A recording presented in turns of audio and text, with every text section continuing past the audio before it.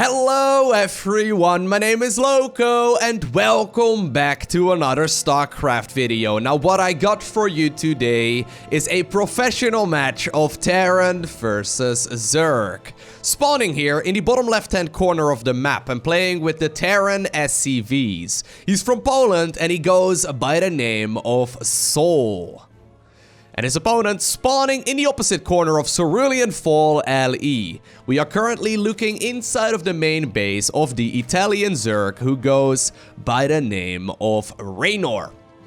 Now, some of you might recall a game that I casted between Sol and Bly very recently on this YouTube channel as well. That game took place on Cerulean Fall 2, and I personally was a big fan of the game, in particular because of the unit composition and the strategy that Sol was playing. In case you haven't seen that game, I won't be spoiling the end result for you, but in case you want to watch it first, I'll post a link to it down below in the description of this video. Here's the thing. When you think historically of Terran Mech, most of the time it's gonna be that very passive, that very laid-back Terran unit composition where they sit back for like a half hour and then eventually move across the map with like 20 siege tanks and like 10 Thors, right? We've seen that a dozen times in SC2 in the past, and well, I say a dozen times, we've seen it like hundreds of times in the past in SC2, and let's just be honest, in like 2011, 2010, 2012 or so, it wasn't necessarily the most exciting unit composition. Now in that game between Sol and Bly, Sol ended up playing the complete opposite of the Terran Mech army. He ended up playing a unit composition that started off with a battle cruiser opener, then he transitioned to watch a couple of siege tanks and eventually got a lot of Hellions and Cyclones out as well. He continuously expanded all over the map and he basically got himself a super mobile mech-based composition. And I am personally a massive fan of that. Now, it turns out Wardy from LowkoTV, I'm sure a lot of you are familiar with his channel as well. In case you aren't, I'll go ahead and post a link to his Twitch channel down below in the description of this one. But regardless, Wardy watched that video and he reached out and he mentioned, you know what, if you really liked Bly versus Sol on this map, maybe you should go ahead and have a look at Reynor versus Sol as well. So here we are. I'm really excited to figure out what this game is going to be like, but I've got a feeling it may very well once again be that Terran Battle Mech army composition. First Reaper now though, made its way across the map. Let's see if Reynor will end up paying the Reaper tax. Once upon a time it was considered normal to lose one drone to Reapers, but Zerg players have gotten so good that usually not even a Zergling or a Zergling would really go down if you get the timing down really nicely. Oftentimes you can actually get your queens out at a really good time as well to get rid of that Reaper, depending on the map. But anyways, I like this a lot. So we see the really quick Pneumatized Carapace upgrade coming out here for Reynor. That's an Overlord speed upgrade that will slow down the time of his third base quite a bit, because it's not necessarily the cheapest of upgrades. But what it will allow him to do is start scouting around the Terran bases very early on into this game. No third gas taken just yet here for Sol. This is what we saw a little while ago at the beginning of patch 4.8. It is gonna be, well, it was gonna, okay. It was gonna be a Liberator here, but apparently Sol ended up canceling that one, and instead, he's now getting himself that Fusion Core. What I wanted to say is that if, by the way, here we go. The Overlords are moving forward. What I wanted to say is that at the beginning of patch 4.8, when the new multiplayer balance patch first went live, when Terran players wanted to go for... oh no, he's not seeing it. When Terran players wanted to go for battle cruisers, which is what I think this is... Okay, that one's gonna cruise in as well. They would go for the third refinery at the natural immediately, so Zerg players could scout it that way. Apparently, Reynor is aware of the fact that Sol oftentimes likes playing this style, but he does want confirmation, and there we go. The Overlord there will be able to spot exactly what it is this Terran player is going for. Now, by the way, a couple of Hellions already made their way across the map as well. Apparently, even though Sol got scouted, he doesn't really care. He immediately does decide to queue up that battle cruiser too. So once more, we have that really aggressive Terran Mech army composition coming up. Now, Reynor knows about this. He's going to be able to start up his Spore Crawlers in due time. We'll see exactly what the timing of that is here in just a second. I'm assuming it's going to be right around like the, I don't know, 5-minute mark. I'm assuming the first battle cruiser will likely reach the other side of the map at like... I know if you go double battle cruiser, you can actually get to the other side at like 540. if you completely dedicate your build to that. So I'm curious to see if he's going to get any spores. For now, it's not actually the case. Reynor is just going to simply sit back, apparently lose a couple of drones here to some of those Hellions as well. Not that big of a deal, though, but he's going to be able to get himself some more queens out. And there we go. Finally, some spore crawlers are coming up. Not too many of them. I know in my own experience on the ladder, I have a tendency to kind of freak out in these kind of scenarios and get like 7 spore crawlers. Not the case here for Reynor. He's going to start them up. A third one will be added in the natural, but there we go. The battlecruiser all the way to the corner of the map. It will arrive right when the spore finishes, but still. Great pull out right there, actually, by Reynor, though. He's immediately going to be able to evacuate the majority of those workers. 2 of them do still end up going down. Queens did save up energy to continue shooing away this battlecruiser as well. And so far, that defense has been on point. At the same time, though, the Hellions are trying to make a move towards the third base as well. Zergling's trying to get the wraparound. One of them ended up going down there. Second one will also end up losing its life. Great micro there once again by Sol, but a lot of these units are still running out. And indeed, their numbers are gonna be dwindling as well. Beautiful defense so far, though, here, right? Absolutely flawless defense here from Reynor. Those couple of Hellions earlier did more damage than the big group of Hellions in that first battlecruiser. Now, a mule will even be... Even a mule will be dropped here to try and repair up that BC. Yamato Cannon will finish up. Second BC will also now be available. Is he going to jump this one across the map? He may very well decide to do so here in a little bit. He could also obviously use this BC defensively instead.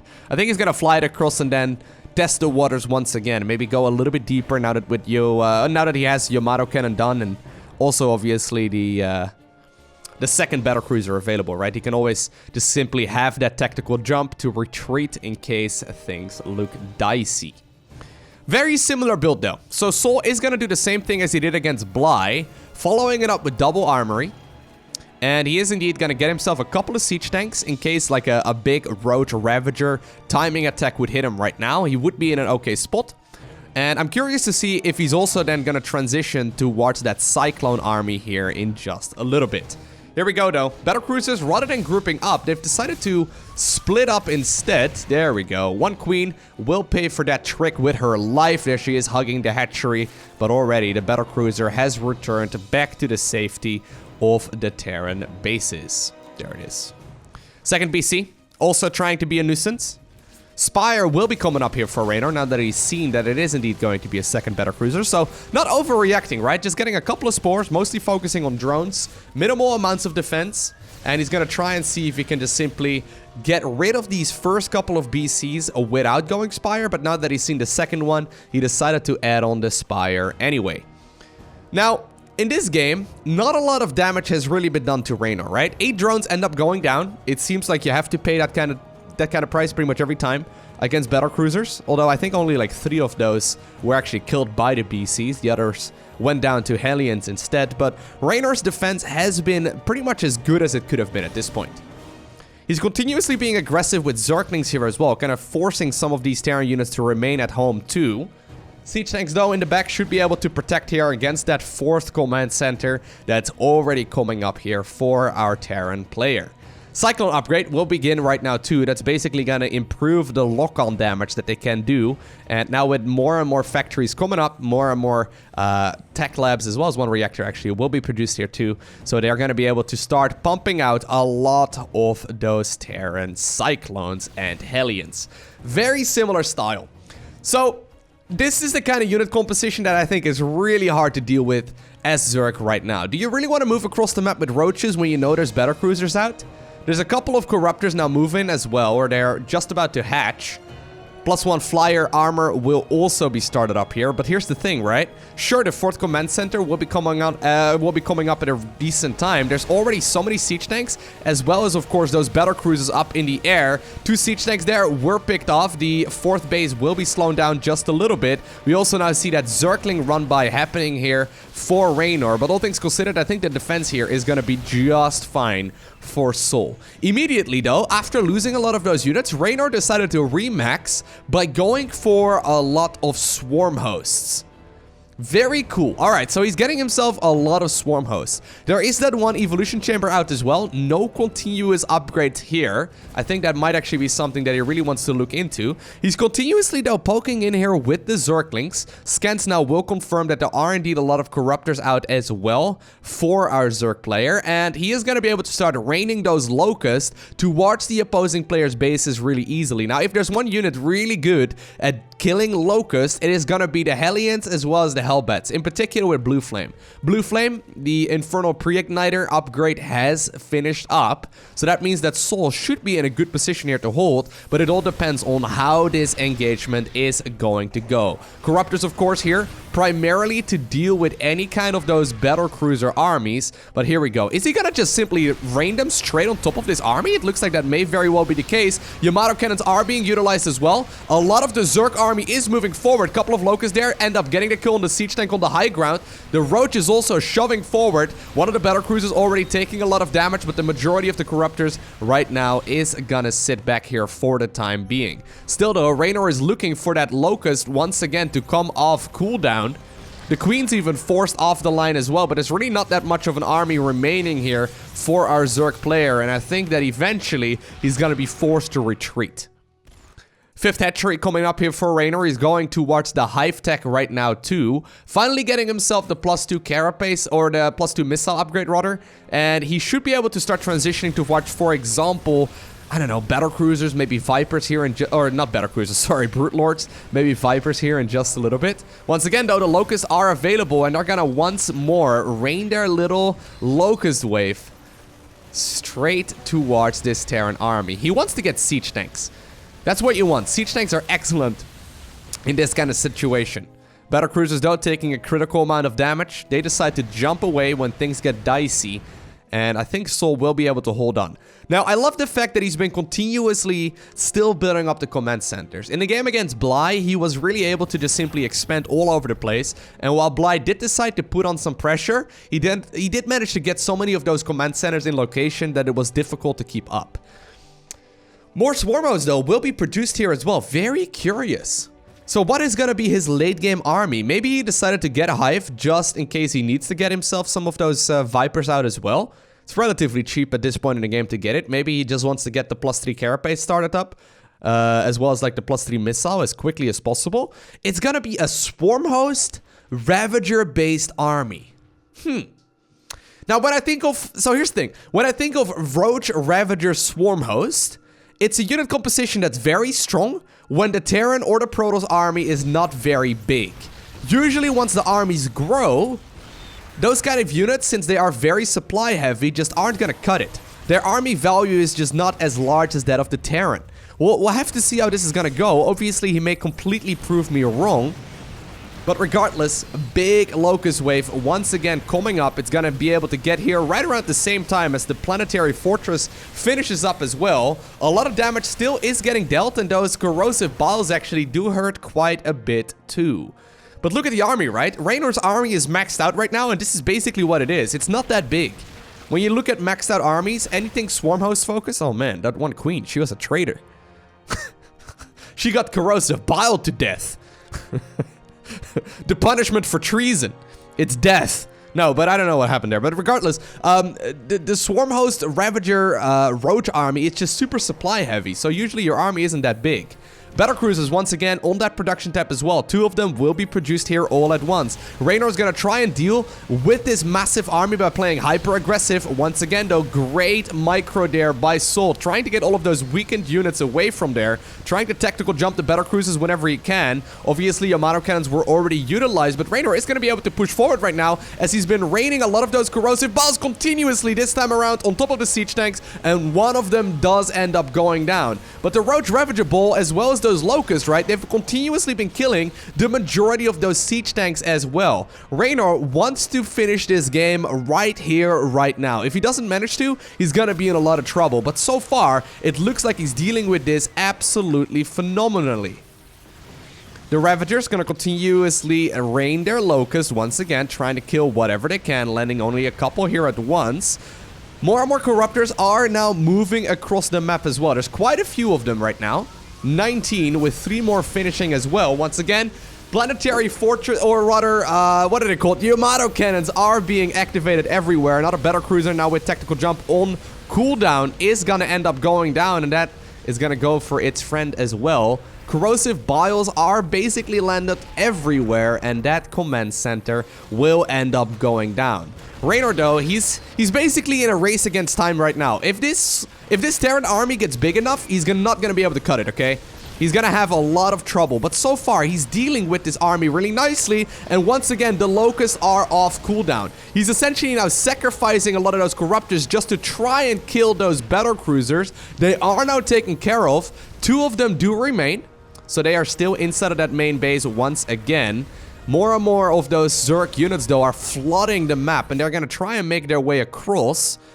While one command center was killed and a lot of Terran army units here have been destroyed as well, the question is, was that actually enough? Can we have a look at the units lost here? Yeah, so Terran definitely has lost a lot more. This is kind of what happens when Locusts manage to get this many attack waves off.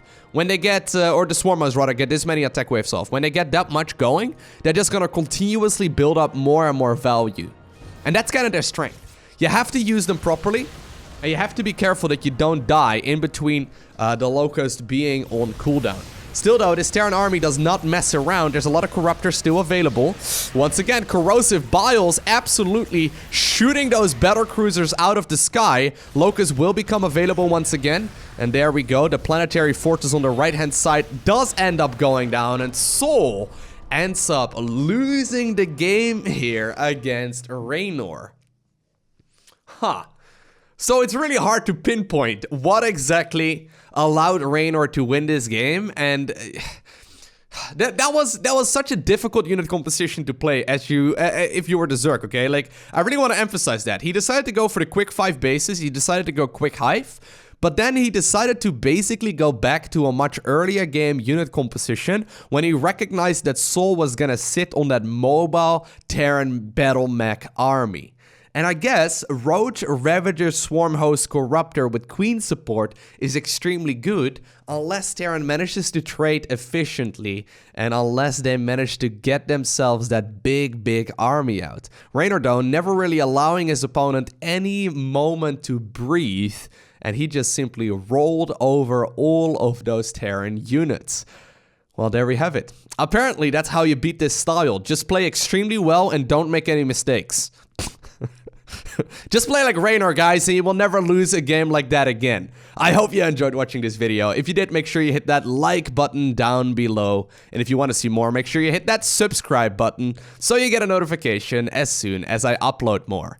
A special shout out to the Patreon supporters. You guys are awesome. Check out my merch at www.lowko.tv/merch. But for now, I want to thank you for watching. Have an amazing day. Do not forget to smile, alright? And I'll see you once again in the next one.